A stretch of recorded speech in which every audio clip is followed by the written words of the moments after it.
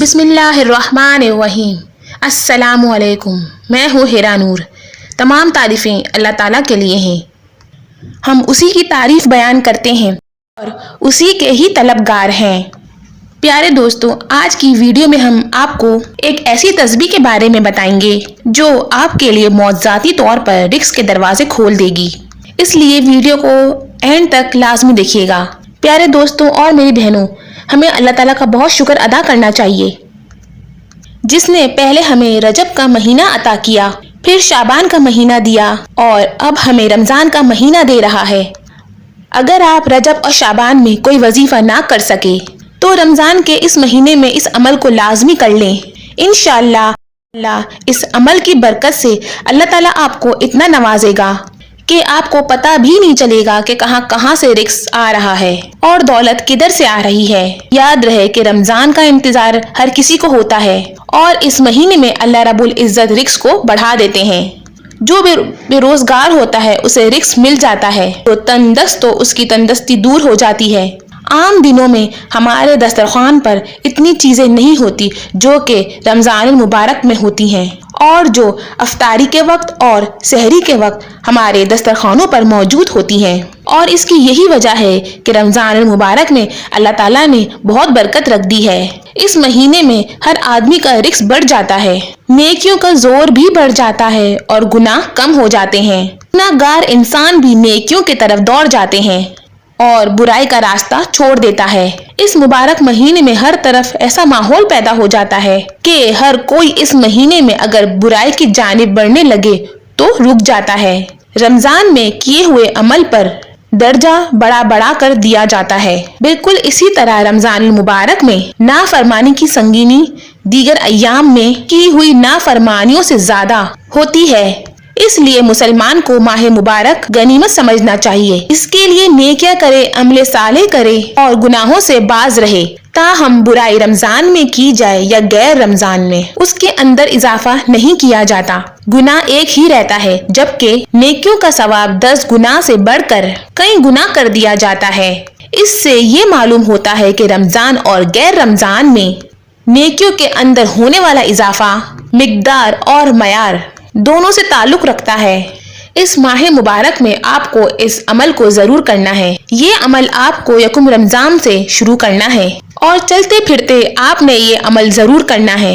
پھر آپ دیکھیں گے اس عمل کی برکت سے کیسے آپ کے لیے رزق کے دروازے کھلتے ہیں۔ یہ تسبیح کا ایک عمل ہے اور بہت ہی لاجواب عمل ہے۔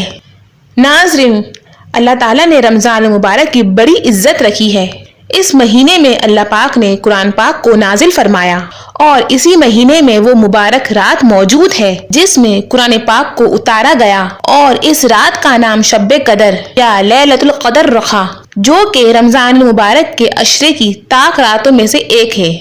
اور رمضان المبارک کی فضیلت کی ایک اہم بڑی وجہ یہ بھی ہے، اس مہینے میں ہر کسی کی یہ کوشش ہوتی ہے کہ زیادہ سے زیادہ عبادت کریں۔ ہر کوئی نماز کی پابندی کرتا ہے، ہر کوئی زیادہ سے زیادہ وقت تلاوت میں گزارتا ہے، لیکن بعض وقت ایسے بھی ہوتے ہیں جو اس مہینے میں مبارک گھڑیاں بھی غفلت میں گزار دیتے ہیں۔ ہر مسلمان کو چاہیے کہ وہ اس مہینے کی قدر کریں، کیونکہ یہ مہینہ ہمارے پاس ایک مہمان کی طرح ہوتا ہے، اور اس مہینے میں انسان کو چاہیے کہ رمضان کی خوب قدر کریں۔ دیکھا جائے تو ہر کوئی رزق اور روزگار کی وجہ سے پریشان ہے۔ مہنگائی بہت زیادہ ہو چکی ہے، غریب آدمی مشکل سے آٹا، چینی، چاول پورا کرتا ہے۔ اس لیے جو لوگ پریشان ہیں انہیں چاہیے کہ یہ تسبیح رمضان کے اس مہینے میں لازمی کریں۔ کم رمضان سے اس عمل کو شروع کر لیں اور پھر پورا مہینہ آپ کو یہ عمل کرنا ہے۔ اس کی برکت سے آپ کو اتنا رزق ملے گا کہ آپ سر پر اٹھا کر چلو گے۔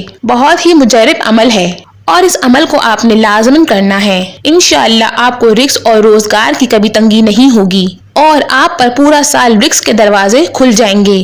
یاد رہے، اللہ تعالیٰ جسے چاہتا ہے بے شمار رزق عطا کرتا ہے۔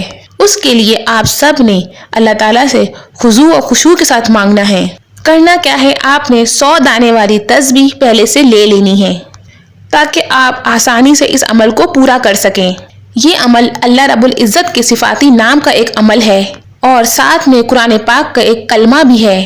آپ نے یہ عمل ایک سکون والی جگہ پر بیٹھ کر کرنا ہے۔ عمل کا طریقہ یہ ہے کہ آپ نے अमल का तरीका ये है कि आपने तस्बीह के हर दाने पर ये कलिमात पढ़ने हैं, या रज़्ज़ाको अल्लाहुस समद रज़्ज़ाक। एक तस्बीह के दाने पर आपने ये कलिमात पढ़ने हैं और फिर दूसरे दाने पर भी आपने यही कलिमात पढ़ने हैं और इसी तरीके से आपने पूरी तस्बीह पर यही कलिमात पढ़ने हैं।